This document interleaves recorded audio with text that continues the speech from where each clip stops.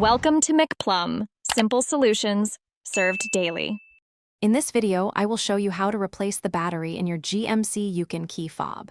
First, gather your tools, a small flathead screwdriver and a new CR 2032 coin cell battery. This simple task can be completed quickly, usually in under 5 minutes, and will save you a trip to the dealership. Let's get started by preparing your workspace and ensuring you have everything at hand for a smooth battery swap. Now, let's open the key fob.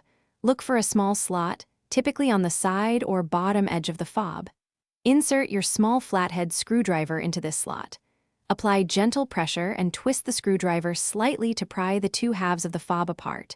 Be careful not to force it, as the plastic can be delicate. Once you hear a small click, the halves should separate easily. With the key fob open, you will see the old battery. Take a moment to observe its orientation, noting which side is facing up.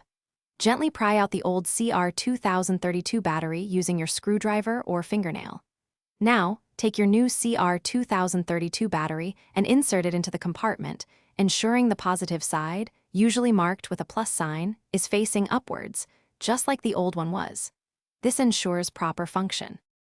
Finally, it's time to reassemble your key fob. Carefully align the two halves of the fob, making sure they fit together perfectly.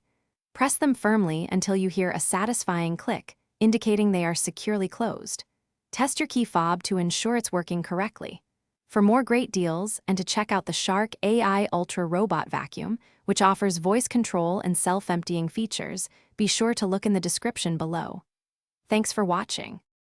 Thanks for watching, stay juicy, and subscribe.